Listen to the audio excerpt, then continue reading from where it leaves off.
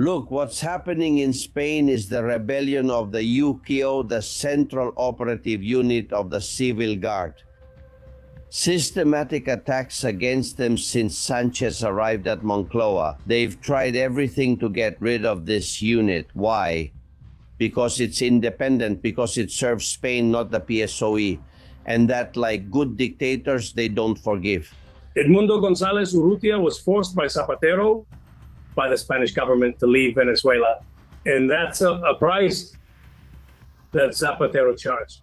Zapatero doesn't do anything for free. He doesn't do anything out of humanism. And I hope he goes to court and all the evidence comes out and all his accomplices go to jail. I think Sanchez's modus operandi since he entered public life has been blackmail. Blackmail with the videos from his in-laws' saunas, blackmail within the party, and blackmailing high institutions of the state. And then, on the other hand, also, not only in this case, I think the king is being blackmailed. It seems to me there is some blackmail involved. Right now, there's the Lera plot, which is an institutional scheme promoted by Pedro Sánchez himself, using the PSOE to create blackmail in the justice system. And then also connecting this to the visit to the Pope, we all know that the Catholic hierarchy in Spain is constantly being blackmailed. The same one with a contract awarded by ADIF for 47 million euros. But the thing is, we're talking about this company I have the data here, in 2021, it received 54 million euros in public procurement awards. In 2022, 78 million euros. In 2024, 39 million euros. In 2025, 42. And in 2026, 11 million euros initially reported, and from ADIF, though that still needs to be confirmed. They have whitewashed Zapatero, a scoundrel who ruined Spain, which people forget. He was the only one who froze pensions, who lowered the salaries of public employees. Well, they've whitewashed this guy to the point that he's now seen as a moral reference. Unbelievable, a moral reference, a real scoundrel. And what's worse, and as a Catholic it's unforgivable to me, they bring the Pope to whitewash Pedro Sánchez himself. How can the Vatican allow that absolutely political use by a government that glorifies the years in which, in Spain, nuns were violated and priests were killed in the name of the Republic and in the name of some supposed freedom? And the Pope comes to bless Pedro Sánchez. Are we all joking, or am I the only fool in Spain?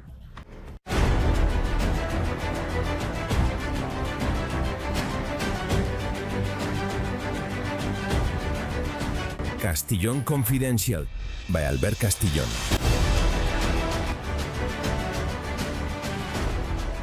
Welcome, how are you? Confidentials, these are bright days, flashes of light of democracy. They appear in the darkness of Spain. Thanks to very few, but civil guards, police officers, a few journalists, just a few. And honest people like you who by following us and pushing hard uphold the rule of law. Of course, thanks to you, not to the opposition or His Majesty the King. Look, what's happening in Spain is the rebellion of the UCO, the Central Operative Unit of the Civil Guard. There has been a systematic attack against them since Sánchez arrived at Moncloa. They've tried everything to get rid of this unit. Why? Because it's independent, because it serves Spain, not the PSOE.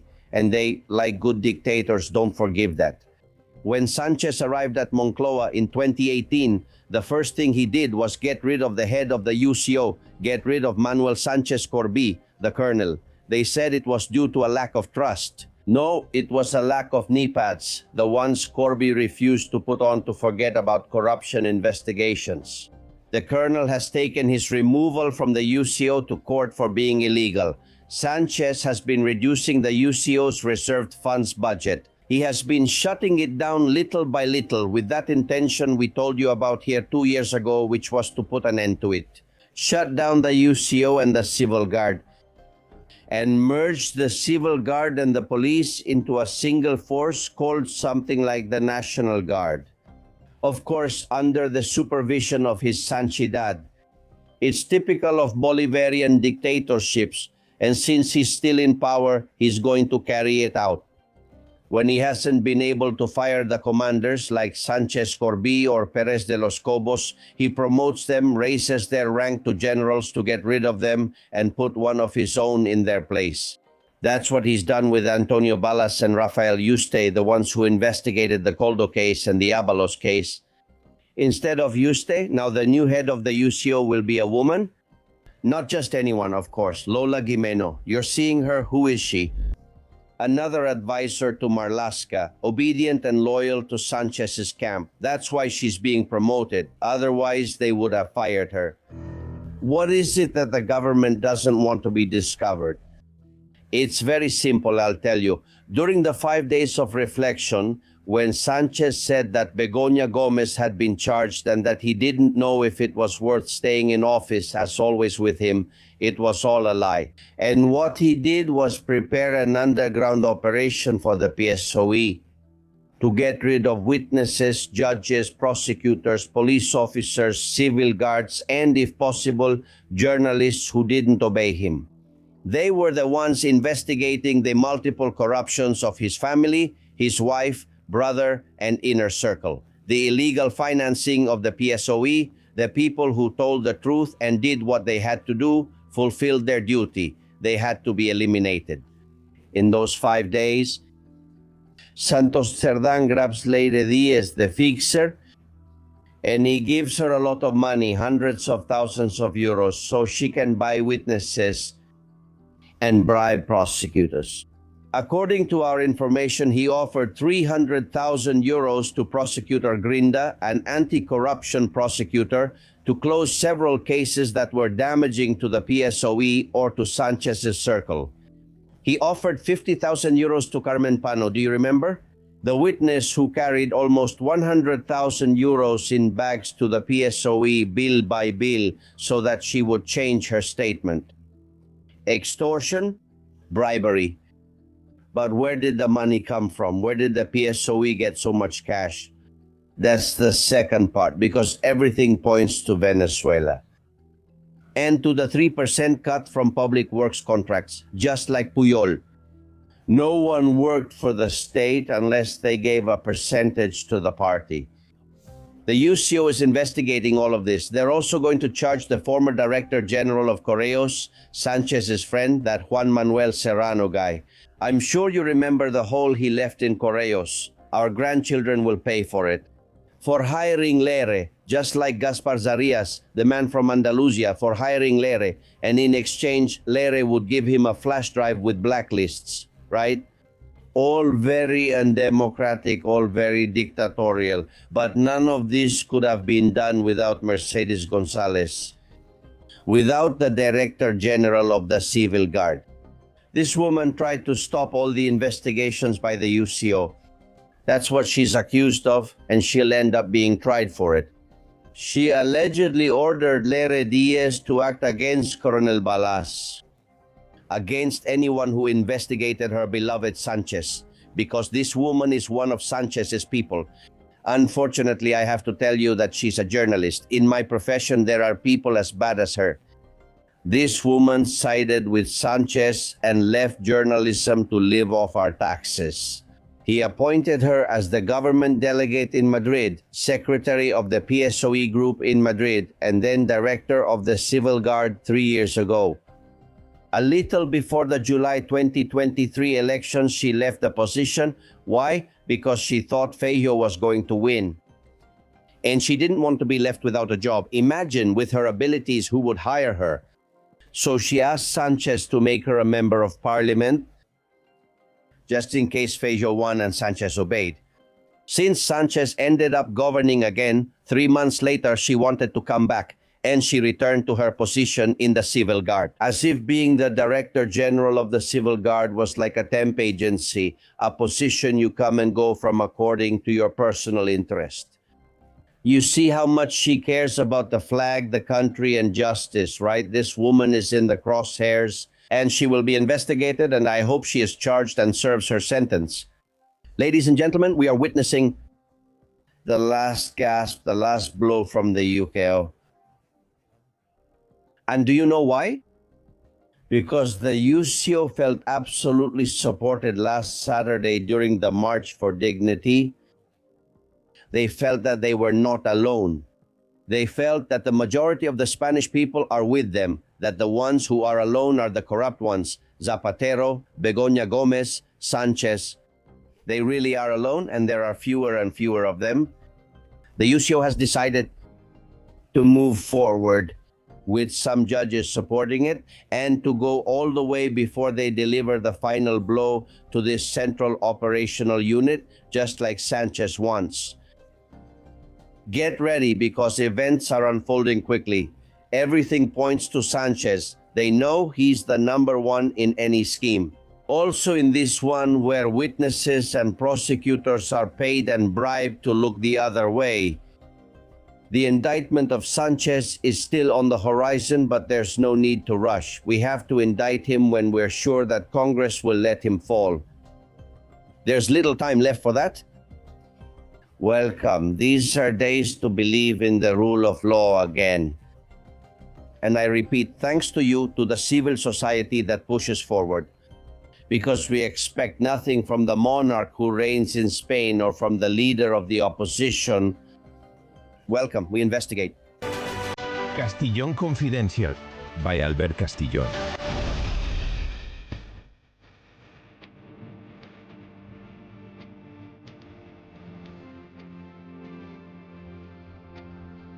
Gentlemen, we are discovering the true face of Rodriguez Zapatero. He was not the man of peace who came to Venezuela to free prisoners and negotiate their return home. He was never that man. We already told you that here. Many witnesses have told us how he threatened families so they wouldn't speak out in favor of their relatives so as not to harm the regime. He always worked for Maduro, for Delcy, for Jorge Rodriguez, for the mafia. Now we also have this document that proves it. It's a handwritten document by Julio Martinez, Zapatero's proxy, now under investigation by the police in Spain. He left 2 books, everything written down. Look at what it says. Maduro, in big letters. Proposal for constitutional reform, 4-year term. Amnesty, reform period, 1 year, elections afterwards after. He was writing the future of Venezuela. What for? To keep the business going, so that the gold and oil business wouldn't slip out of his hands. There's another detail here. At the top of this page, by the way, it says HS. That's Hector Silva, the Minister of Gold, the one in charge of mining. We've made a special program in the last few hours because that points directly to Zapatero's gold mine. Of course, he had a gold mine. But let's go down. It says E.G. Edmundo Gonzalez. And it says message transmitted. They see, according to the investigation, they believe it's Diosdado Cabello, and consult with a team from Venezuela MCM, Maria Corina Machado. They're talking about reaching agreements, about making deals, about removing Edmundo Gonzalez from there. There's another page where Zapatero's frontman writes, what would the proposal be like? Include the 2 from the CNI and Edmundo Gonzalez, EG comes too. As if saying, let's get the 2 from the CNI out. He's referring to Jose Maria and Andres, who have been in a prison in Venezuela since September 2024, because they said they were CNI spies. They denied it, but now it seems they actually were. All the more reason to get them out of there. He's offering Edmundo Gonzalez the chance to leave the country. The biggest betrayal Spain has committed, among many against Venezuela, was taking away the one who won the elections, so that the one who lost, Maduro, could stay in power, and that was done by Zapatero. With the connivance of Sanchez and the Spanish embassy in Caracas. These photographs will go down in our country's history as a national disgrace, forcing the winner of the election to sign his resignation under threat. There's just one step from this to torture. The Spanish ambassador, obedient to the Sánchez regime, put him on a plane, and now he's in Madrid, going through what he shouldn't have to. He should be president of Venezuela based on the votes. The news isn't what happened, it's why Zapatero did it. We have information that assures us that he got paid for it. That Zapatero got paid to take the winner of the elections, Edmundo Gonzalez, out of Venezuela. Mario de Nigres, how are you? Greetings, Alberto. How are you? God bless you. Mario is a union activist and a human rights advocate. He is a union leader. He has been with us before. Did Maduro's regime pay Zapatero to take Edmundo Gonzalez out of the country? Zapatero has been working hand in hand with the government for business, for favors. And it's not just about Edmundo Gonzalez Urrutia either. There's a case that's very controversial and well known for whom we started this hunger strike at the door of the International Criminal Court because of the political prisoners too, but especially for a human rights defender like Rocio San Miguel. Rocio San Miguel is released under an agreement, and we don't know anything about Rocio San Miguel because Rocio San Miguel is exiled here in Spain, but with a silence. I imagine they told her, you can't speak, you can't say anything. We even see statements from Julio Borges where clearly Zapatero has a satanic look on his face, where Julio Borges claims that he was threatened by Zapatero, that if he didn't sign, they would put him in jail. I imagine that all the cases have been like that. There's nothing humanitarian or humanist about what Zapatero has done because of that. I even think there are some reports right now in recent investigations where they found evidence showing they were negotiating Venezuelan oil with the Chinese. Edmundo Gonzalez Urrutia was forced by Zapatero, by the Spanish government, to exit Venezuela. And that's a cost that Zapatero paid. Zapatero never does anything for free or out of humanism. I hope he goes to court. All the evidence is revealed and his accomplices are jailed. But the Spanish government is very much to blame and very complicit in what they did to Edmundo Gonzalez Urrutia. They took him out of Venezuela under threat, where his family was threatened. Is it known how much he was paid to get Rocio San Miguel, that Spanish activist, out of the country? Or to get Edmundo Gonzalez out, since at that time it was a problem for him to be in Venezuela? Is there any information about the amount?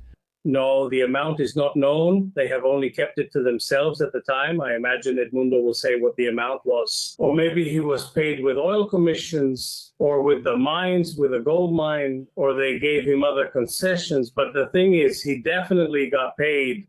That is a fact. Look, there's another case. Danul Haidt. This American man was released thanks to the mediation of Zapatero. No one understood why he was releasing an American when there are still a lot of Spaniards in prison to this day. When he arrived in Spain, he stabbed and killed 3 people. Even so, he got him out of Venezuela and allowed him to live peacefully in our country. It's assumed that he could extract prisoners on demand at someone's request in exchange for money or a favor from Maduro, getting rid of people who bothered him. Edmundo Gonzalez and Rocio San Miguel are 2 people he charged for getting them out of the country, but no one knows how many more there were. By the way, why Rocio San Miguel? She's already in Spain, and it's not Zapatero who's getting paid. Why doesn't she speak out? Why doesn't she make any statements? Who's threatening her now?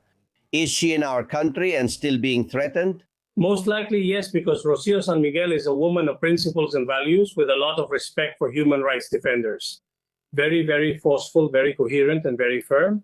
And today we are very concerned that Rocio San Miguel is practically imprisoned in Spain. If she has political asylum, why is Rocio San Miguel unable to speak?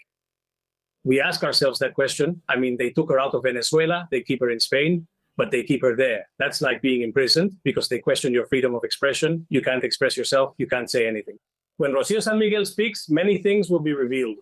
We assume that Zapatero also threatened Rocio San Miguel. We're going to get you out of here, but you have to stay quiet. Let's listen to what Julio Borges said on this program about the threats he received from Zapatero. There was a lot of pressure for many days and hours because it was already the final stretch where they had the illusion of reaching that cheap agreement. And the process wasn't just a single event, but rather a whole lot of hours and days of pressuring and pressuring and pressuring. And throughout that whole process, it kept getting more bitter, stronger, tougher, until the threats from Jorge and Delcy to send me to jail became permanent and constant and violent. And in the case of Zapatero, who lost his temper, he told me, "You haven't seen my worst side. You have to sign. You must sign. You don't know what's going to happen to you if you don't sign." Because he was absolutely committed to making sure that some kind of negotiation would come out of it. And not only that, Laurent Saleh also explained here how this young man, who was imprisoned for several years in the tomb, had to endure Zapatero threatening his mother so she wouldn't protest because her son was imprisoned. Did Zapatero really call your mother? Yes, he called her to reprimand her. And he acted as that kind of censor of the relatives of the political prisoners. What did he say to you? That if you criticize the regime, it would be harder to get you out? No, she shouldn't do that or he wouldn't help her. She had to stay quiet. Zapatero has always played that sinister role. Therefore, Mario, there was a public image here in which he appeared to be a man of peace, a negotiator. And the real one was to get millions or secretly release people, always with money or interests involved. There was nothing more than that. Moreover, the lawyer Tamara Suju, a human rights activist lawyer, tells us the mystery. Why did she help some prisoners and not others? He was like a mediator of pain, right? I mean, how do you choose some and not others? Why some yes and others no? For example, right? Why do you take someone like Rodriguez Torres and not someone like Igbert Marin Chaparro or Garcia Palomo or so many other military officers who are imprisoned in Venezuela, for example, right? So who made that list? Who negotiated with that list? Why do you leave some Spaniards in Venezuela? Just like, for example, Maria Auxiliadora Delgado or other Spanish women who are imprisoned in Venezuela, and you don't take them. I mean, what I would really like to know, just between you and me, is how the people he took were chosen.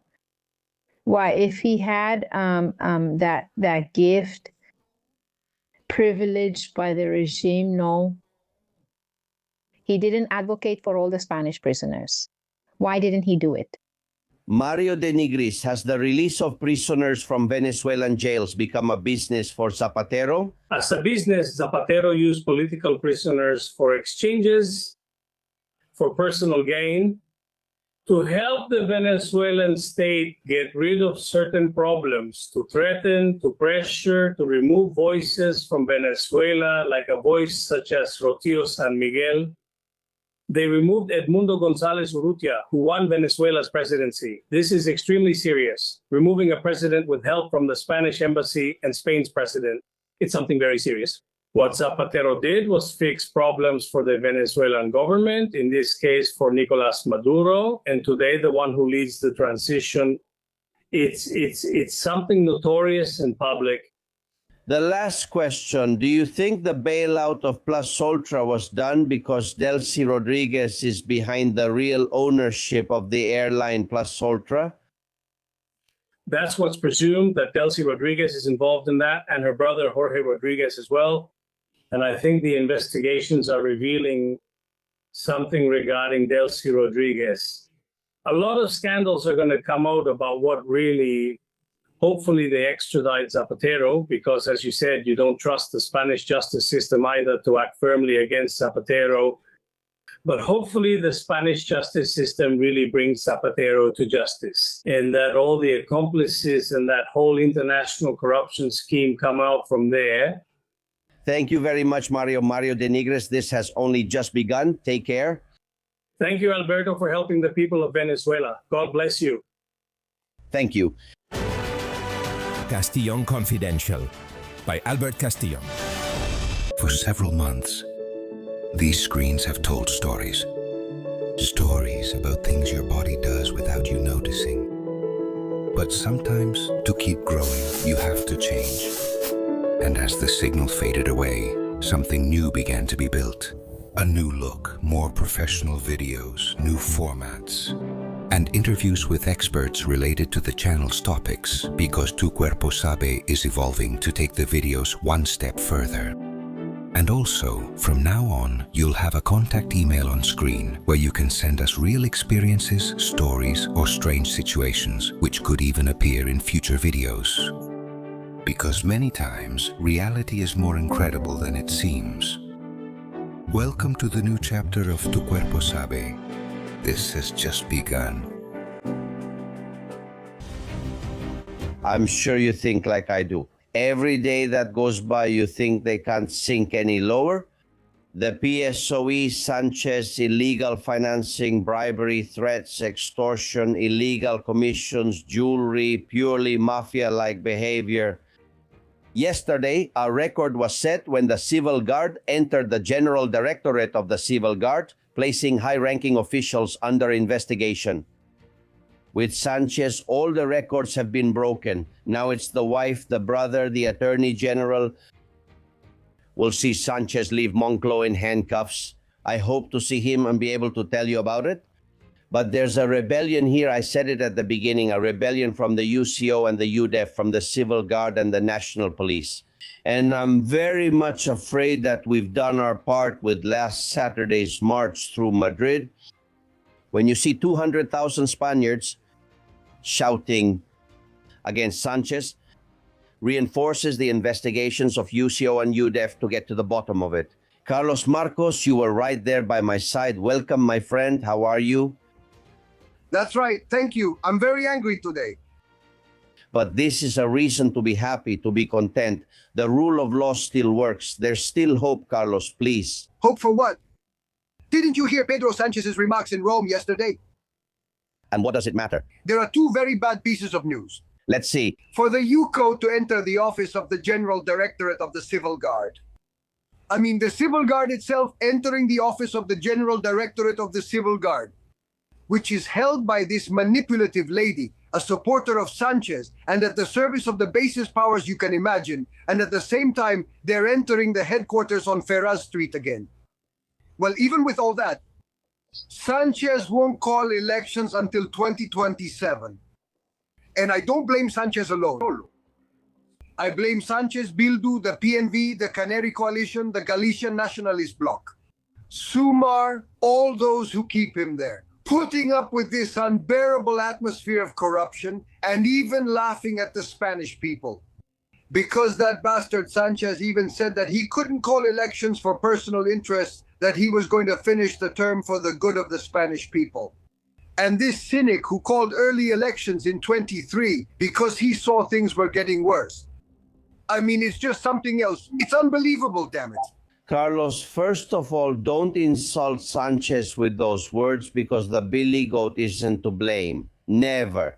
I apologize to the billy goat. I apologize to the billy goat. Exactly. Let's listen to what he said about the elections. Some colleague, well, obviously what he's asking me is to call early elections because he's aware that I'm going to have a larger parliamentary majority in the government and in Congress, so I can govern much more calmly. And I appreciate it. But I can't call elections for partisan interests. I have to call elections for the general interest of the citizens. And the general interest of the citizens today, with wars all over the world, with crises that require effective and also fair responses from the general administration of the state. I can't. The war in Ukraine, I can't. Gaza, I can't. Then they asked him about the search at the PSOE, the second search by the Civil Guard in less than a year, and he said this. We're talking about a request. We're not talking about a search. I don't want to, let's say, downplay the seriousness either. It was just a matter of correcting him. It's not a search, it's a request. No, I didn't know. In any case, I insist, the manager, Ana Maria Fuentes, is a woman who has managed the accounts of the Socialist Party in a scrupulous way. Let's see, Guillermo Rocafort, welcome, PhD in economics. How are you, my friend? I'm very well, thank you very much. Thank you for inviting me. It's a pleasure to be with you, Don Carlos. It's not a search. And now everyone, all of them, La Uno, La Sexta, all saying the same thing. Of course, the suck-up journalists. It's a request. You've got the idea now, right, Guille? Yes, well, the truth is that I was able to check with the director of investigation at El Confidencial how in the judge's order it says it's a search. I mean, but it doesn't matter. He is the judge. Indeed, they speak to their own followers, who are a fanatical group with their networks, and it's a long-standing one. And every time something like this happens, it's incredible how much energy there is. Instead of dedicating it to good causes for society, they use it to cover up the lie, right? That's what they want. But anyway, I mean, the presumption of lies and falsehood from President Sanchez is almost a certainty now. There is a presumption, as the legal experts would say, and even a sense that Sanchez always lies. There is a presumption of lying. It's true. I'll stick with the scene. Look, sometimes Hastoir does great things, other times not so much, but I think this one is great. They send this gentleman to the entrance on Ferraz Street, accompanied by a young woman who shows him on a tablet the music that he is playing on the violin.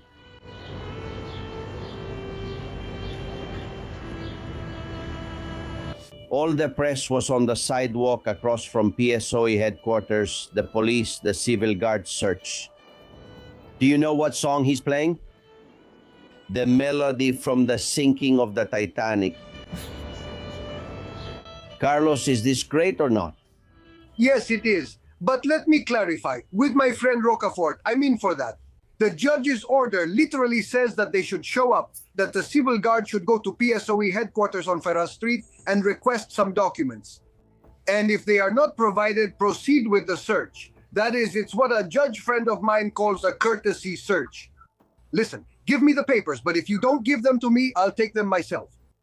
And that's a very good phrase you just said, Albert. You're outdoing yourself. The sidewalk across the street. Damn, just 3 days ago, they were on the sidewalk across the street inspecting Zapatero's office. Corruption is on Ferraz Street, on one sidewalk and on the one across the street, and they're taking all of us Spaniards for idiots. And it offends me when they insult my intelligence, but what is truly unforgivable, because I understand that if someone deceives you once, it's their fault.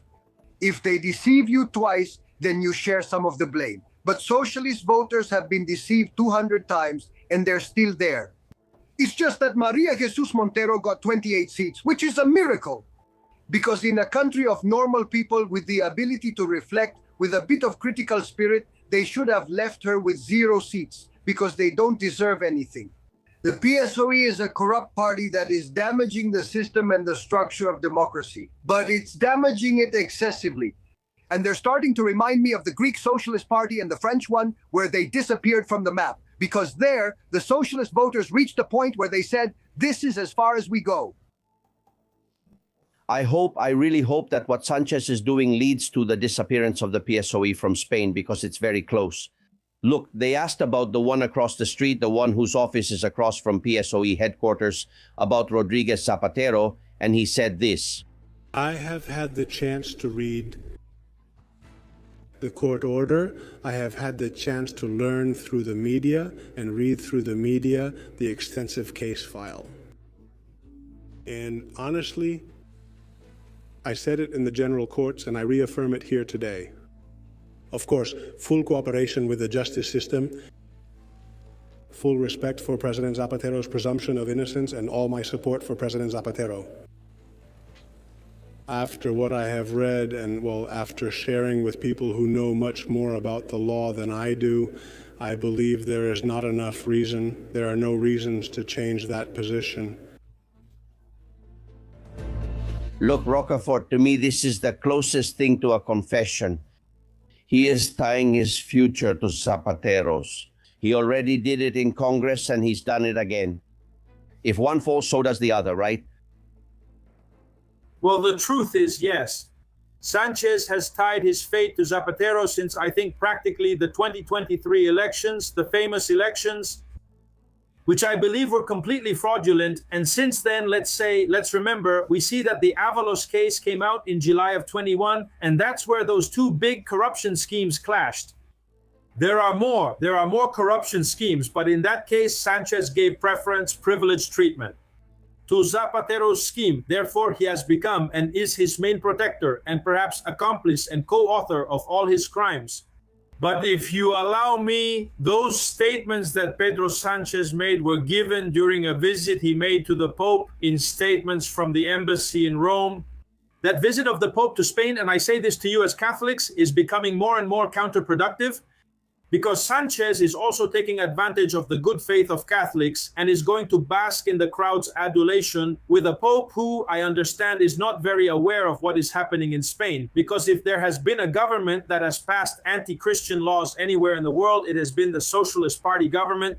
Therefore, coming at this time to prop up this collapsing government, to shake hands with a person who has done so much harm to Catholics, against several of the fallen, against Christian institutions, against the family, against life, against everything, against marriage, let's say ecclesiastical marriage, in some way sends a very bad signal to the Catholic world. So I think that Rome should somehow postpone this trip, because in the end, it's going to embarrass us. I mean, he's not going to Covadonga, he's not going to Santiago de Compostela. As far as I know, he's not even going to El Pilar, and he's going to the Canary Islands to validate this government's migration policy. Are we crazy? There's really a complete derailment of Vatican international policy here. And I think we Catholics have to put pressure so that if that trip does happen, it takes place under conditions where he doesn't even cross paths with Pedro Sanchez, because he's going to stick with the Pope and somehow get us Catholics into a mess. I have a message from Asensio about that. He says, I'm a Christian, and even though the figure of the Church and the Pope don't particularly represent me, that this man comes to the Canary Islands to whitewash this corrupt and rotten structure, I find it offensive to any decent person. Sanchez will take advantage. This man, referring to the Pope, comes in support of the government that removes crosses, that spits on the Church, that trades in people, that moves drugs, that traffics in hydrocarbons, and with anyone who brings in some commission. Do you agree, Carlos? Should they cancel the Pope's visit? Look, Albert, I am a Christian, I am Catholic and a practicing one. And I was already very offended by the previous Pope, Pope Francisco, may he rest in peace. In my town, when someone isn't thinking straight, we say they have a rock in their head. I think this Pope has a rock in his head. But the strategy of the Socialist Party, the criminal strategy of the Socialist Party, is fundamentally based on constant whitewashing. They have whitewashed ETA, they have elevated Otegi to the level of a statesman, and they have released the murderers of citizens and public servants as payment for a few votes in the Congress of Deputies. They have whitewashed Zapatero, a scoundrel who ruined Spain, something people seem to forget. He was the only one who froze pensions, who lowered the salaries of public employees. Well, they've whitewashed this guy to the point that he's now seen as a moral reference. Unbelievable, a moral reference, a real scoundrel. And what's worse, and as a Catholic, it's unforgivable for me, they bring the Pope to whitewash Pedro Sanchez himself.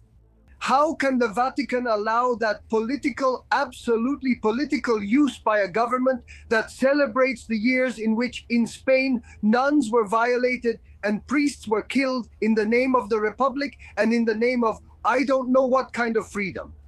And the Pope comes to bless Pedro Sanchez. Are we all joking, or am I the only fool in Spain? Look, and there's something else, and here I ask for the Doctor of Law and University Professor in U. Rocafort to come out. The UCO is investigating where the money came from for the PSOE to have as much as it does.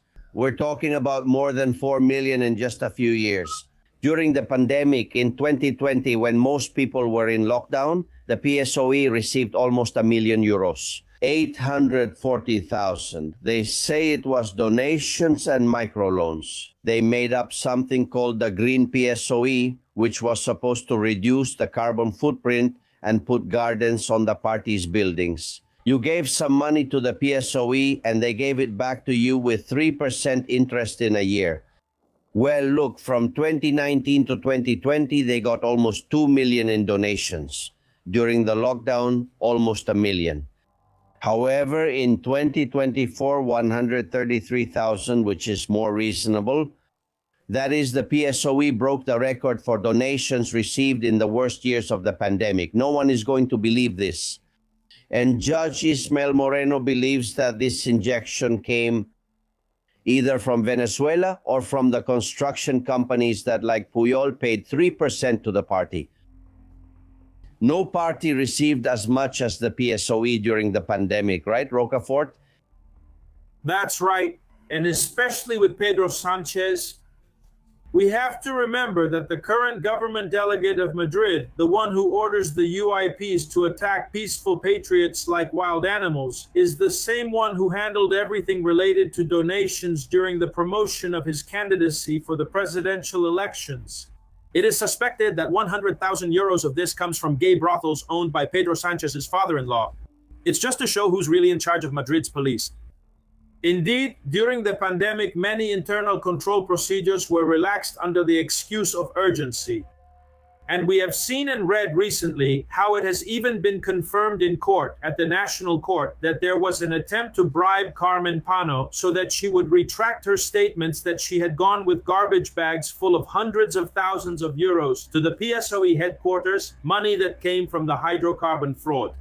The issue with the PSOE, the commissions, and the bribes, this goes back even to the time of Josep Borrell, who, when he was Minister of Public Works under Zapatero, asked the construction companies to please stop bribing, let's say, the intermediaries. In other words, this has already been acknowledged by that party. But the truth is they've found all sorts of things there. They've found guns. There are bodies in the closets. I mean, the PSOE headquarters is the center, the black hole of corruption. And a lot of money comes in from there, which, as we're now seeing, is being revealed to have been used to create a judicial mafia for blackmailing and manipulating judges and prosecutors. In other words, this is the squaring of the circle. The thing about corruption and the PSOE is almost artistic now, because they've reached a level or a dimension where they interfere.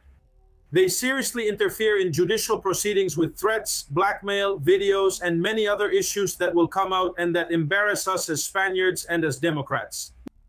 Those 5 days of reflection, because his wife had been charged, Sanchez spent them creating the scheme to allegedly bribe prosecutors and witnesses in any case that affects him, Begonia, his brother, or the PSOE, or illegal party financing. They offered 300,000 euros to the anti-corruption prosecutor Jose Grinda, in addition to promising him a cushy post. They offered 50,000 to Carmen Pano so that she would retract her statement about the bags with almost 100,000 euros that she took to the PSOE. And that's how they kept bribing one person after another. For example, the lawyer Tejelo, do you remember? He used to visit Santos Cerdán in prison and was his lawyer. They paid him 125,000 euros, and we could go on like this. Carlos, this thing about buying witnesses, this thing about trying to bribe prosecutors so they don't investigate the mafia, all of this has come from the mind of one man, and I don't think it came from Santos Cerdán. No, but you said it yourself. It's how the Sicilian mafia operates. I mean, Al Capone had prosecutors and judges on his payroll until he ran into honest people. And because of a mistake by his accountant, they caught him. They're about to catch him due to another ridiculous mistake by the mediocre people he used for this scheme. One thing I want to make clear, because you're talking about the donations. Yes, that's right. Donations increased precisely at the time when public contracting was practically at a standstill, except for the purchase of masks. But that embezzlement is being handled in another case, in another scheme. Why were they forcing those donations? Because the party has official payments to make. Salaries, rent, those have to be paid officially, and for that they need to generate official funds. Therefore, they take part of the hidden money and make, as it was called, a buffo, or a... Smurfing. Smurfing. They use smurfing by making deposits to pay those amounts. But I have a question. The PSOE rushed to call Carmen Pano a liar and to say that it was a lie, that she had never shown up with money or anything at all. Damn, if she's such a liar, why do you want to pay her to change her opinion? Stick to saying she's a liar. No, you're the liar, but you're lying to all of us Spaniards right to our faces. And that's where my taxes go, and yours, and Professor Rocafort's too. And those of the middle-class Spaniards who are being pushed into poverty by Pedro Sanchez's policies. But they keep paying their VAT every day and their taxes with great effort, even when they can't fill the fridge to feed their families. With that money, this scoundrel was lining the pockets of his mafia buddies.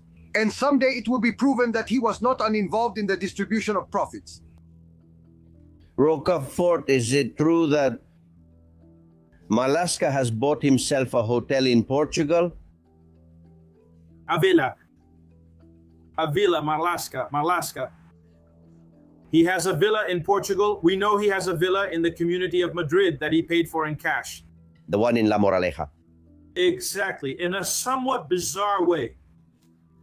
I've said this for a while, practically since I found out. I know it from a reliable source, which I'll keep to myself.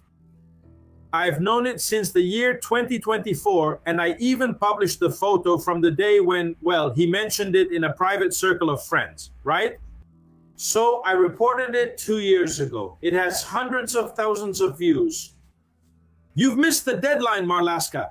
Your time is up to accuse me of slander and libel because I've already published it. And if you haven't said anything, it's because you know it, because it's a... Explain it to me. Explain it to me. What are we talking about? A luxury villa? Well, that particular detail, I don't know. I don't know because I don't have that specific information. What I do have is confirmation from a person who in some way has participated, let's say, in the renovation of that chalet for Marlaska in Portugal. Well, a villa of 420 square meters is not a small apartment. No, it's not a shack. And besides, there's something very important to keep in mind. In Portugal, what's happening is that it's being denied. Just like in Luxembourg, a lot of the money from hydrocarbons has been funneled there. There's also David Azagra, the president's brother, the son of the president of the Republic of Portugal, is deeply involved in the hydrocarbon fraud. So really, there's a situation that makes it possible for Portugal to be considered in this context of cover-up, with all due respect to the Portuguese. But it's playing a role much like the Dominican Republic's. It won't cooperate or give information. We know that tens of millions of euros from the hydrocarbon fraud from Villa Fuel have gone there from Gaslow, and there is no information coming from the Portuguese authorities. And that's how it is, yes. I hope they cooperate, because until now, Portugal was still a place we could escape to if things went wrong, and I want it to stay that way. Allow me to talk about the UCO, this UCO rebellion, Gile, Fabian, and Poncho from the United Kingdom. I have several proposals to clean up everything we have in today's society worldwide. It's political corruption with public money, life imprisonment, drug trafficking, terrorism, arms trafficking, and rape is capital punishment. It's either them or us.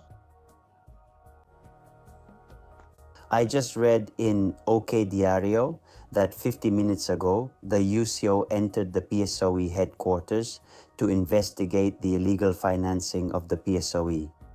And honestly, God willing, they find everything they need to find so that these unpleasant human beings fall and Spain can rise again. But it seems to me that they are taking a giant step. And I don't know if Saturday's march pushed the judges, the UCO, and everyone in the justice system to move faster, because they saw that the people were with them. Javier and Maribel. Regarding this company Plus Ultra, you don't hear anything about the crew. The crew is complicit in all the air services they provided, which were not for passengers. Are you surprised by everything that's come out about Zapatero, or did you already know or expect that major things would be revealed? Because ever since I've been listening to your show, you're always saying things about Zapatero like this or that, like he bought a house here and paid cash for it and so on. Nothing has surprised me at all.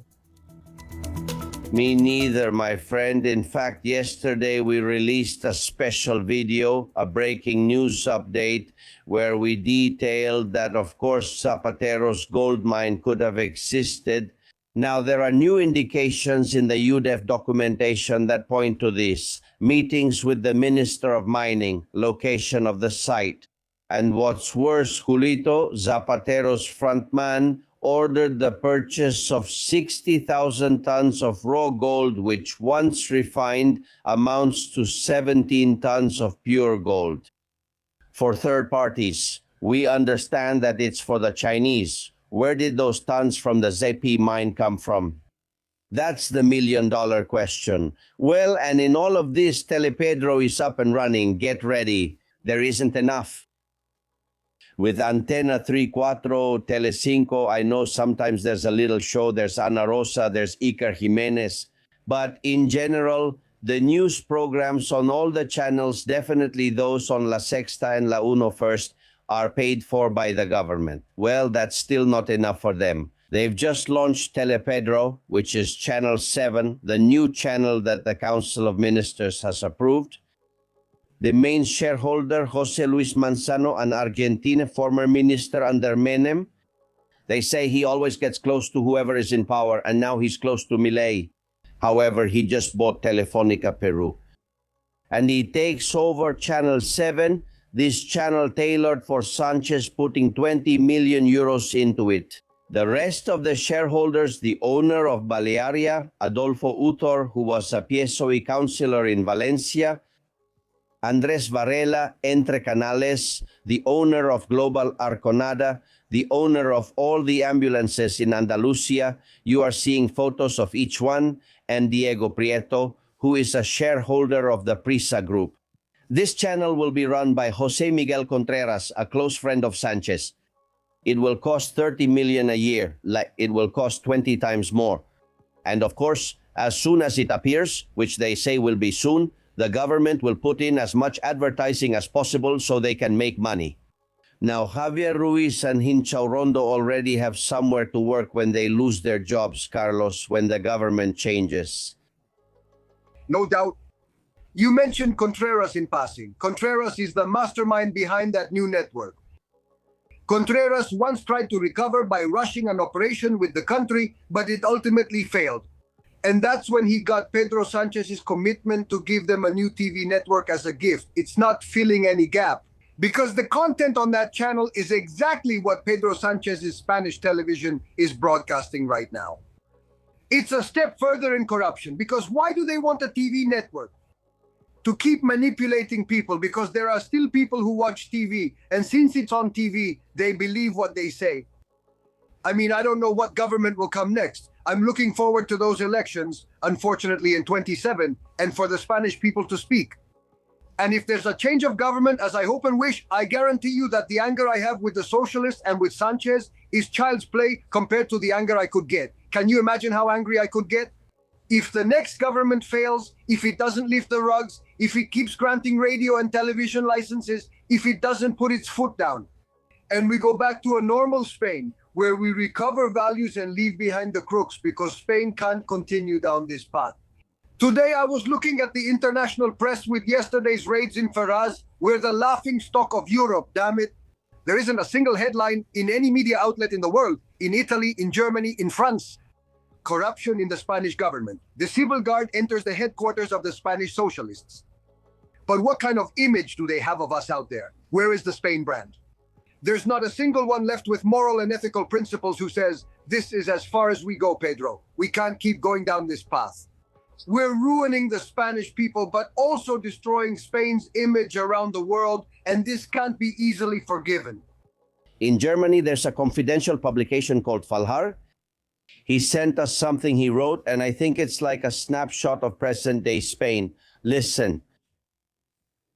Ever since this kind of politicians with such bad deeds arrived, only miserable people have reached the government for many years now, here in our beloved Spain.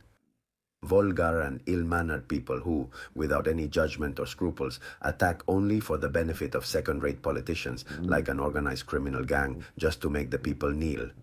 The ground is bloodstained, but there was no attack. These are the remains of an unfortunate man who met his executioner without having a judge or being judged. Women who walk feeling unsafe, some already on the verge of madness, not knowing if their attacker is already waiting for them, not knowing if one day it will be them lying on the sidewalk. Elderly people who, through thick and thin, barely make it to the end of the month, or not, if you ask me. They feel vulnerable in front of some miserable people who suck their blood like unwanted vampires.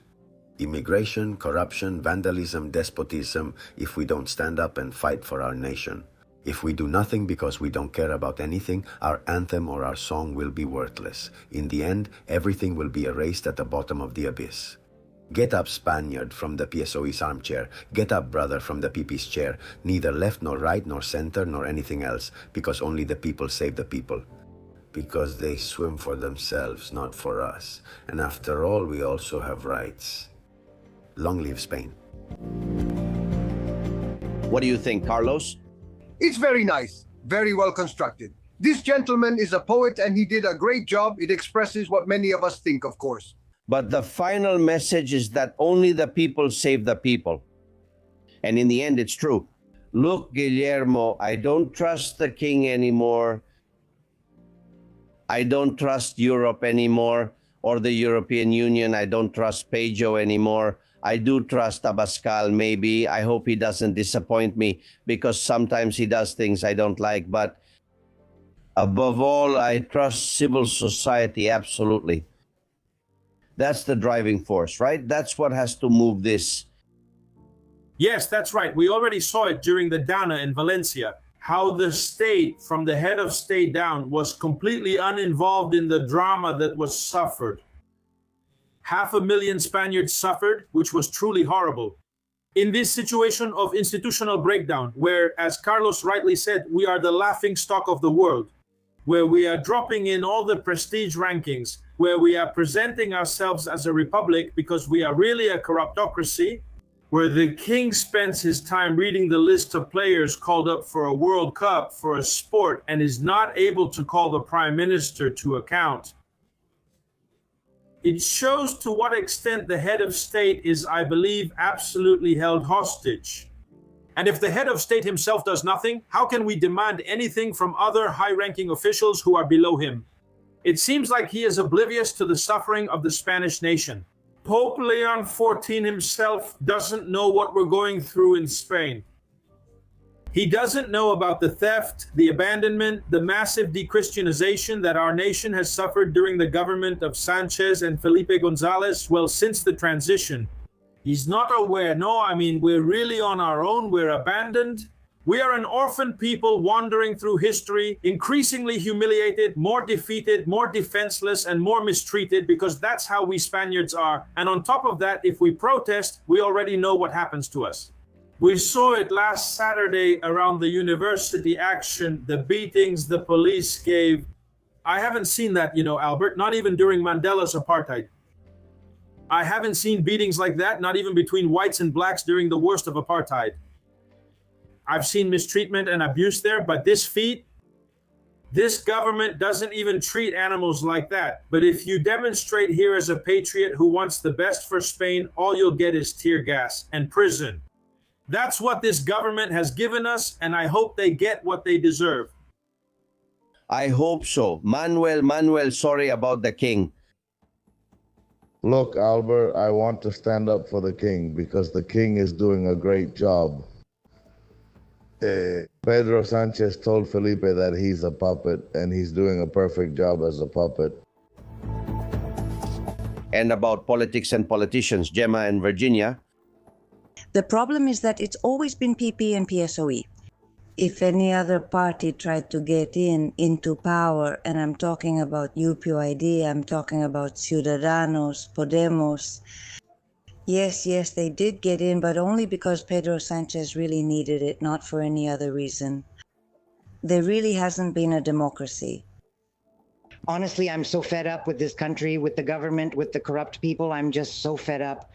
Years ago, when I wanted to be entertained, I would watch gossip shows like Tombola. I remember we would sit down and sometimes have a really good time. Now you have to turn on the news to be entertained and see how those who are governing you do things like that.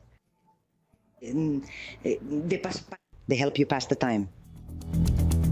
There are many confidential friends who put on Spanish television the news programs, knowing what they know because they listen to us, and you realize the manipulation, every word, every gesture.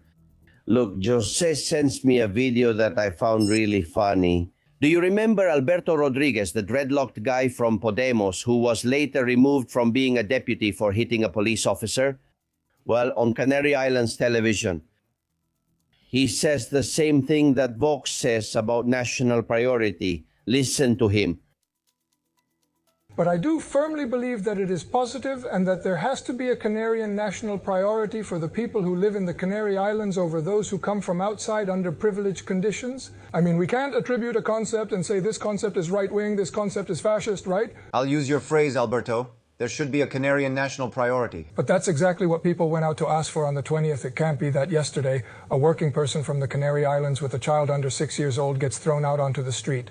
And then a German comes here, or they do not even have to be retired, just have who knows how much money in the bank, they say bam, and buy 2 houses, and then they come from Germany and use the healthcare system, which is great that it's universal and all that. But there are a lot of people who see that they have a 2-year waiting list. My concept of national priority is that I don't want to hand it over to the fascists.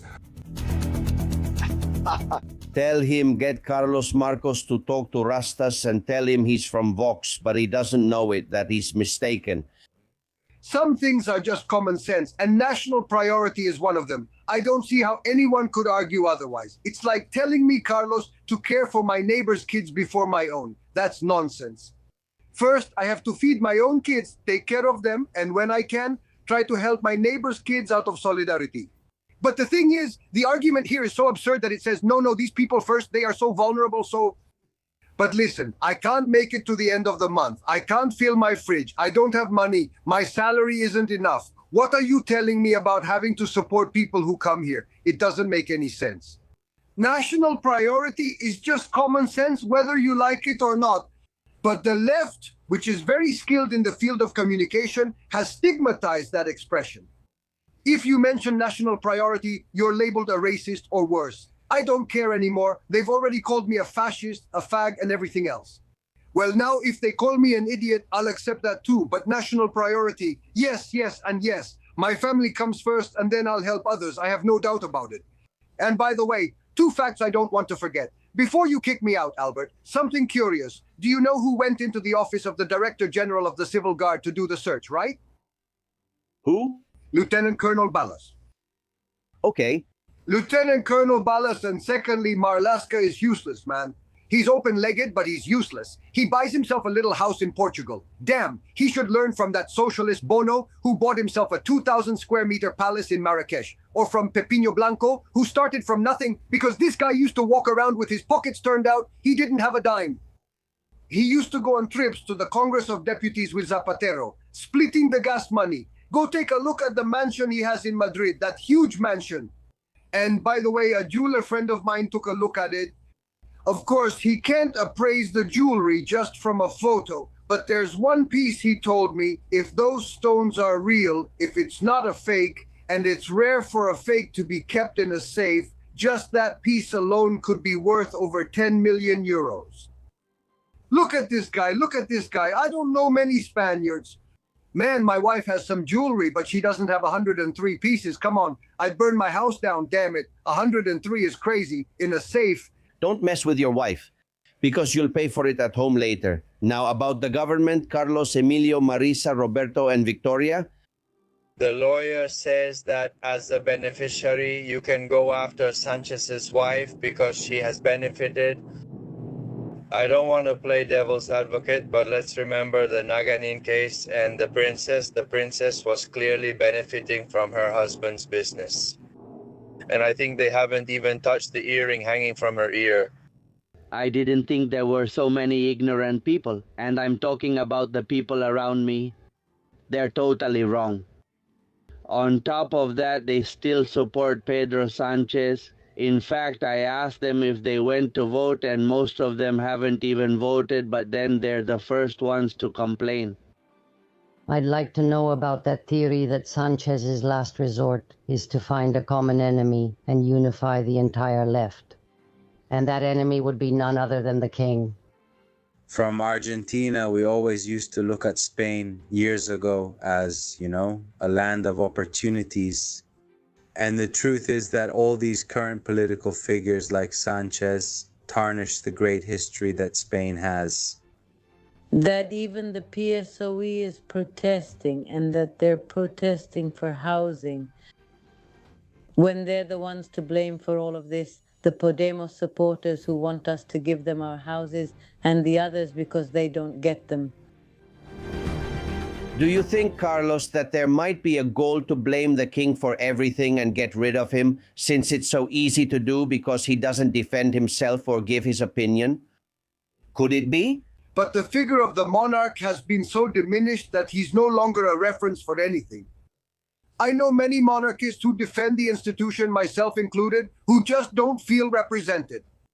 But how is it possible, my God, that the King of Spain reads out the lineup of a soccer team that's going to play in a World Cup? But in what role? What role are we giving the king? How can we raise the institution's status if they're undermining it daily? What's going on with the king? Well, man, for some reason I don't know, he has decided to go along with the wishes of Pedro Sánchez and his government, and he doesn't even stand up for the strength of the institution. And I still believe in the parliamentary monarchy. I want to believe in the parliamentary monarchy because it seems more trustworthy to me than a republic. But honestly, Mr. Monarch, Don Felipe, don't go down that path because you're going and not looking back, and you're ending up alone on the way. Are you trying to convince the Republicans with Leticia to make them like the monarchy? And what you're achieving is that the Republicans are laughing their heads off at you, and the monarchists, let's start standing on a path where we don't like the direction you're taking. Wake up, Mr. Felipe Rey, Your Majesty, because you could end up more alone than ever and end up like Alfonso Cetin catching a train. Do you remember the meal we had at the European Parliament when we went to deliver the signatures? Of course. We had it with Juan Carlos Girauta, and Girauta confessed to us that the king called him a lot. Once a week, sometimes to check on issues about Catalonia, about the process, and Girauta and Felipe VI agreed on everything. And suddenly, he started to change. Sanchez was already in the government, and he began to give arguments that were more in favor of Sanchez than of Girauta. And then he stopped calling him. I don't think they're forcing him to do anything. The king has changed his mind, and I think he has become very favorable to the party's plans, not to Sanchez, with whom he doesn't get along, but to the plans of progressivism and the left. Rocafort, how do you see it? Well, I don't know. I'm going to disagree a little here. I think Sanchez's modus operandi since he entered public life has been blackmail. The blackmail with the videos from his in-laws' saunas. Blackmail within the party against high institutions of the state. And then, on the other hand, also, not only in this case, I think the king is being blackmailed. It seems to me there's some blackmail involved. Right now, there's Lere's scheme, which is an institutional scheme promoted by Pedro Sánchez himself. Using the PSOE as a tool to create blackmail in the justice system, and then also connecting this to the Pope's visit. The Catholic hierarchy in Spain, we all know, is constantly being blackmailed. I don't know if they have them recorded. So an institution that, in my opinion, acts under the orders of a blackmailer is a completely neutralized institution and an enemy of the nation. That's what happens. If we Catholics in Spain had bishops or hierarchs, archbishops, cardinals who were up to the level of our history, things would be different. But the Episcopal Conference has become Sanchez's religious ministry, and in the end, the head of state is the ministry of the monarchy. There is blackmail because that's Sanchez's modus operandi with the saunas and now with Lere. I mean, everything works there through threats and blackmail. So, of course, if they're involved, they've been caught because of the father or whatever reason. Well, what the king has to do is abdicate and let his daughter take over, already free from any crime or shady business. The same goes for the Catholic leaders, the bishops. If someone is being blackmailed, what they have to do is resign and let someone else come who will defend the flock, the Catholic flock, which is us Catholics. not put someone in place like we're seeing within the church who just gags us, threatens us, neutralizes us, and de-Christianizes us. Because what the king is doing, as Carlos has rightly said, is the same thing the hierarchy is doing. It's about getting rid of the monarchs. Well, the hierarchy is getting rid of the Catholics. There are fewer and fewer of us, and those of us who remain are increasingly angry with that hierarchy. Dear Guillermo Rocafort, may God bless you in spite of the Pope. Thank you for being here. A hug. Same to you, a big hug, thank you. Carlos, epilogue. Well, let's see. Two things. First, this is the first time I've participated in a debate with Rocafort, and I'm very happy because the legion of angry people grows day by day. It's not just Ranganya anymore. It's not just me. Now you've added a university professor to us, and that's really good.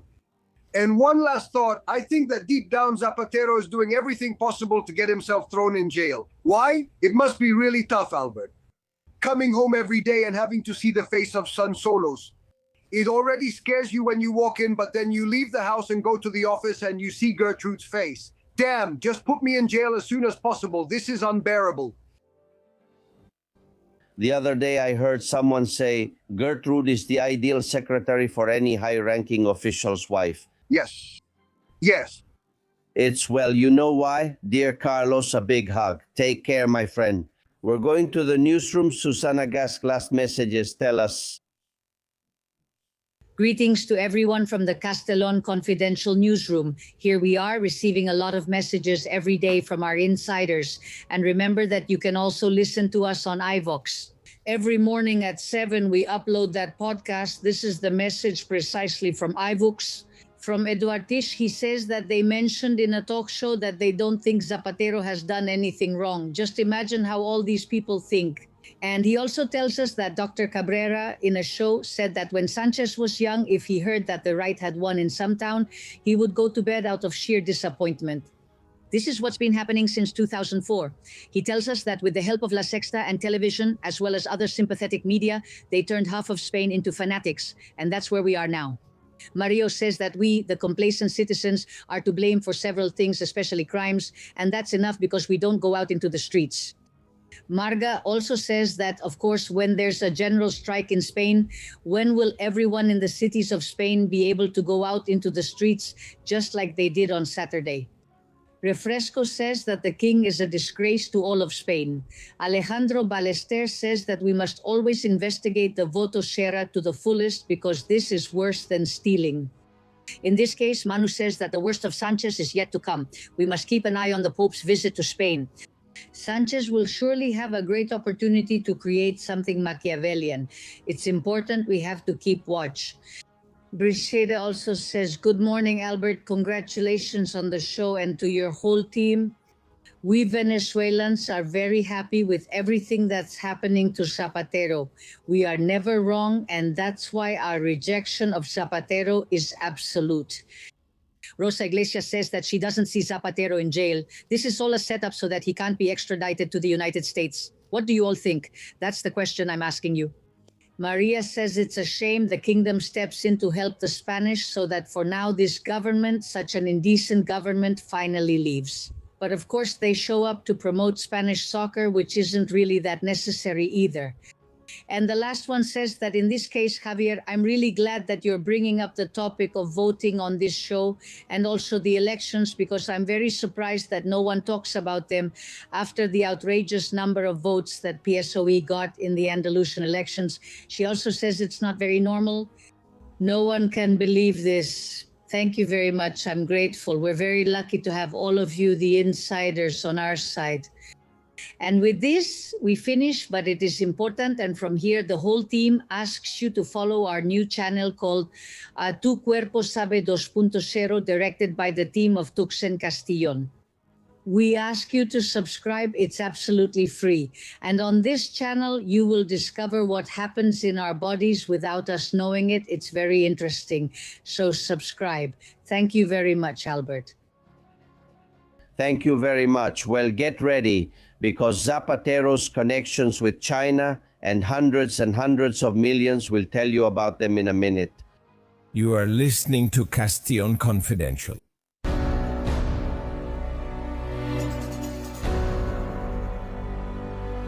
Ladies and gentlemen, what this program revealed years ago does exist. A Chinese scheme involving Zapatero and his daughters to get rich. Not only the contracts that Huawei made with the daughter's company, 2 contracts, but also putting Huawei everywhere in the government. From storing the recordings of the courts, which are very sensitive material, to handling telecommunications for the armed forces. The Huawei contracts, by the way, were awarded by Minister Oscar Puente. Now he will have to explain himself.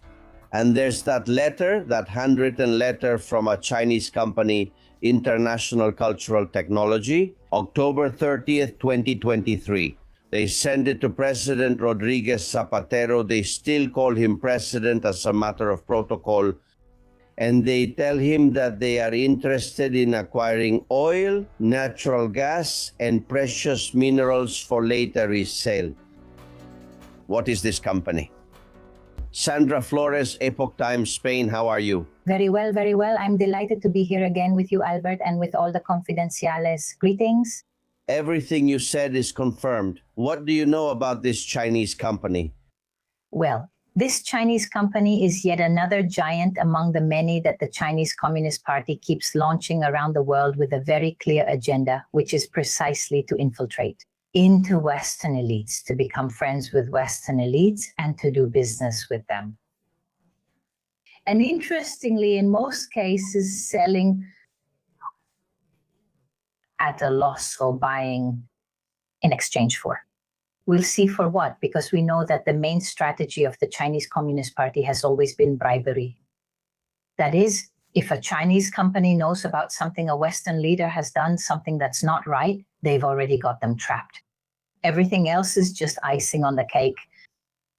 Could that have happened with Zapatero? It's a possibility, isn't it?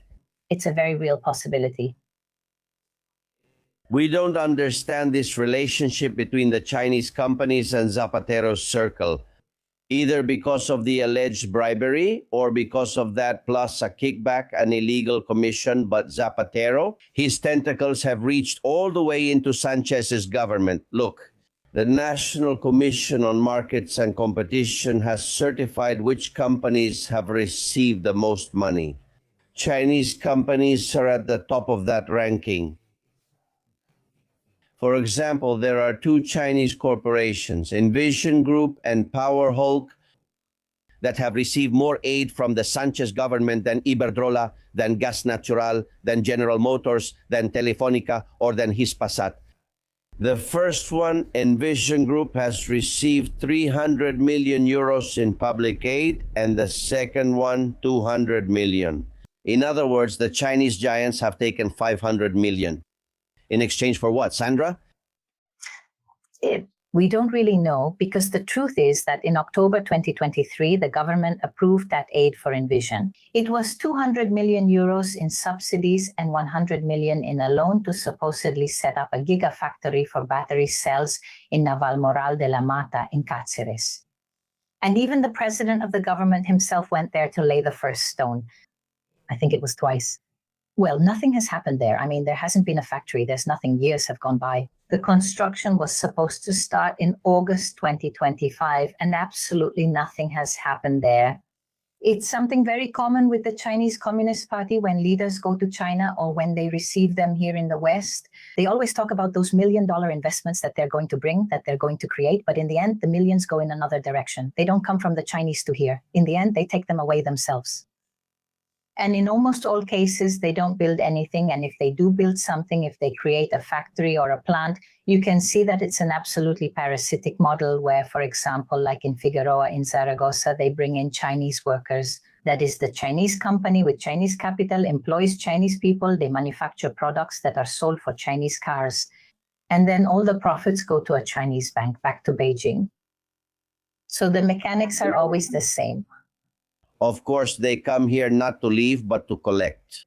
The company Envision visited it. Its main headquarters is in Shanghai. Sánchez visited it on a trip and promised $1 billion in investment. There are private interest agreements here. And then the construction company Aldesa is the largest construction company in Spain that is not on the IBEX, it's not listed. And they tell me it's completely controlled by Chinese capital. It has transferred, for example, as has already been shown in the reports, 127,000 euros to the company of Zapatero's frontman, Relevant Analysis. In exchange, Zapatero had to give them projects, hand over reports. Is this the one that's building the AVA in Madrid, the AVA base in Madrid? The same one with a contract awarded by ADIF for 47 million euros. But we're talking about this company. I have the data right here. In 2021, it received 54 million euros in public procurement awards, and in 2022, 78 million euros. In 2024, 39 million euros. In 2025, 42, and in 2026, 11 million euros initially reported. And this from ADIF, which is still pending confirmation. So, and not only that, I mean, what he has, this company that was bought by Chinese capital precisely during the pandemic as well. Let's not lose sight of the fact that the purchase of this company, Aldesa, which is indeed one of the major Spanish construction companies that is not listed on the IBEX, it happened right in the middle of the pandemic when everyone was locked down.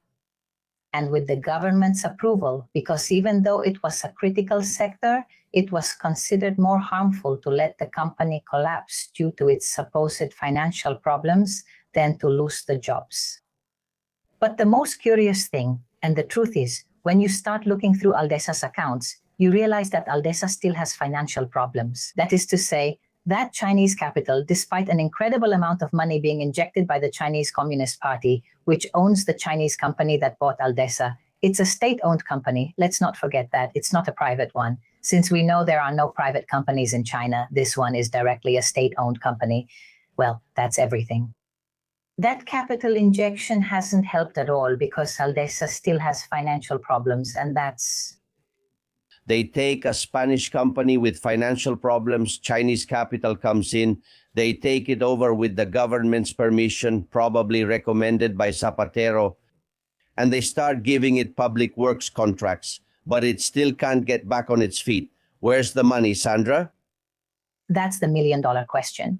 Because in addition, Aldesa, precisely one of the aspects of Aldesa that most interested Chinese investors is that it not only opens the door to Spain, it opens the door to Ibero-America and Hispanic America. Because let's remember that Aldesa is a very established company. It's a very reputable company, founded in 1969. It's a very solvent company. It was a very solvent company which had a very important market, for example, in Mexico, in Uruguay, where they are also receiving public contracts. Note this. All right. Okay, and we also know that they submit loss-making bids because what they want is to win the contract. In fact, recently, the Community of Madrid rejected them in a recent tender, precisely because they say it's just too little money. It can't be a good project. It's impossible for it to be a good project. So, but there are two things that don't fit, that don't add up. It's what we always talk about and have said for a long time. We can't apply the financial logic of any company to analyze the moves of the Chinese Communist Party. You can't say, I invest capital by a company to make it profitable, to earn more money, and then sell it to make even more money. That's not the case. The Chinese Communist Party doesn't work like that. To be clear, Aldesa, backed by Chinese capital, is the company building the new AV base in Madrid. When you pass through Atocha, you'll see all the construction. The Chinese owner of Aldesa is banned in the United States. He can't build, he can't do public works. It's obvious that they suspect he's passing information to the Chinese Communist Party, that it could be espionage, right? But it's not just that. I think in the West, we need to start waking up to who the Chinese Communist Party is, what their intentions are. I'll give you another example. Recently, we published a thorough investigation by an American general who began looking into it. He didn't actually discover it. Honestly, you just need to look a little. You don't even have to dig deep. In 2010, the Chinese Communist Party passed a law requiring the entire fleet, listen carefully, the entire fleet of Chinese ships to be reinforced with military capabilities. All of them. The merchant ships, the fishing boats, all of them. And then Xi Jinping comes along in 2015, he tightens that law even further. And he says that in addition, every one of those ships must have a member of the Chinese Communist Party on board. And in addition, they have to include another series of features to make them viable in the event of a military conflict. So that's China, that's the Chinese Communist Party. So we are now telling the United States that their ships or planes cannot refuel at the Rota base because we're supposed to be against the war. But what about those ships that are docking right now as we speak? In Valencia, in Bilbao, in Algeciras, which have the capacity for an aircraft carrier, the large Ro-Ro merchant ships, for example, from COSCO. There is an example of one that is capable of storing 60 missiles. It is equipped, it is built for that purpose. And now all the ships that are built from 2015 onwards have to have that dual civilian and military use. So that applies to everything. That applies to everything. To dual use? No, we have the enemy at home. And partly it's been to enrich people like Rodriguez, Zapatero, and others. The investigation will continue. The Chinese angle is one of the main ones, and we will keep following it here. Get ready, because at Epoch Times you have work to do. These are complicated days. You'll see. I wouldn't be surprised if a very important part of the case file, which hasn't been revealed, goes precisely in this direction, right? Possibly. Because really, and I say this so many times, if you take a look, what are the darkest areas of geopolitics, of the economy, of movements? Right now, do you really want just a little bit? The Chinese Communist Party is almost always behind it. You don't see it. You don't see it, but it's almost always behind it. I'll stick with your conversation starter. And what if it's not just money, but blackmail that's making Zapatero act this way? That's a common tactic used by the Chinese Communist Party. We'll see. Sandra Flores sending you a hug. Thank you very much. Thank you all. Greetings to Albert, to you, and hugs to everyone at Los Confidenciales. And thanks to Pilar, to Conchi, and to many others who support us against the attacks from other pseudo-journalists. Mr. Albert, all those people who are telling so many lies about you on television, like that man, I don't know his name, saying so many outrageous things against you. Well, you have a very, very strong team behind you. All of us are part of that team, supporting you in the truth that you are presenting. What the bad journalists say about you shouldn't bother you. Just let it slide off your back like oil. Because we all know what's going on, what it is and how it is. They're not fooling anyone. Maybe they could have fooled people back in 36 or 34. Now there's so much information and they can't fool anyone. That's why they want to take away our social media and silence our voices, but we won't let them. You are wonderful, Pilar Conchi. But it's true, we have to be aware that we are stronger, that we have the truth, and we're also right. No one can fight against that. Well, I have memes about necklaces and diamonds everywhere. The thing about Zapatero's jewelry has arrived. For example, they call her La Collares, which is what Franco's wife was nicknamed. Do you remember? Pilar, Doña Pilar, or this meme of Zapatero and Sonsoles dressed up covered in jewelry. They say, do you think they'll believe you inherited it from your mother? No, they didn't buy it. Gala dinner of Sánchez and Zapatero. Look at how they show up to the dinner. They're all dressed up, decked out in diamonds and glitter. And Freud Lannister stages the most anticipated press conference.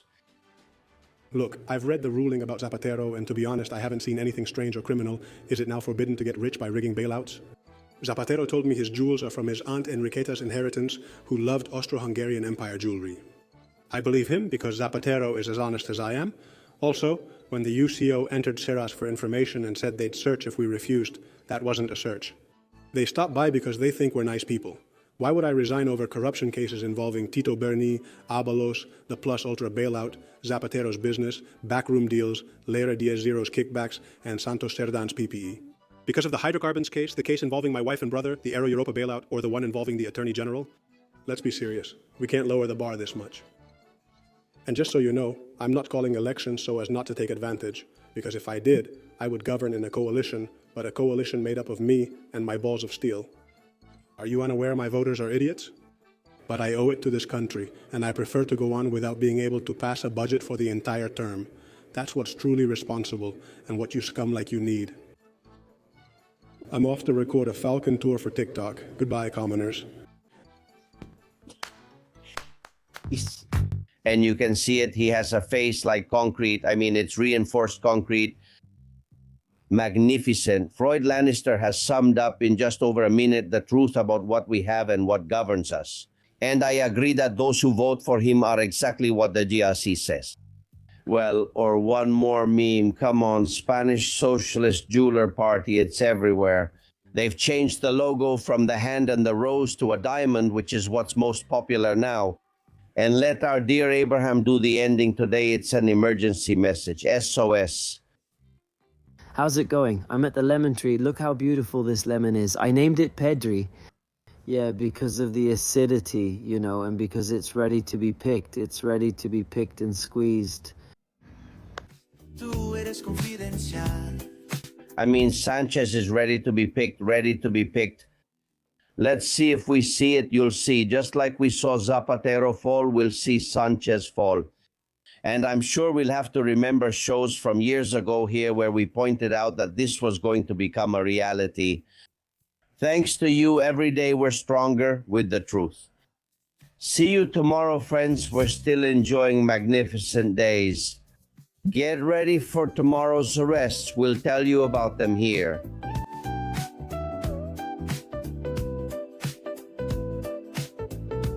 Tú lo sabes y yo lo sé. Somos confidenciales. Tú eres confidencial. Yo soy confidencial. Todos confidenciales. Todos confidenciales. Pero solo para mentes abiertas y para gente despierta. Desde la trinchera las balas silban y no hay manera de salir allá afuera. Aquí la libertad tiene las alas de cera. Albert Castillo, Susana Gash, Tucci Castillo y demás, muchas gracias.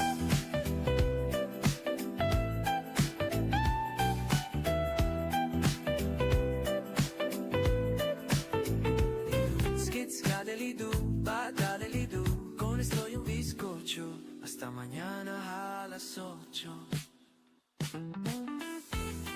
Castillon Confidential by Albert Castillon.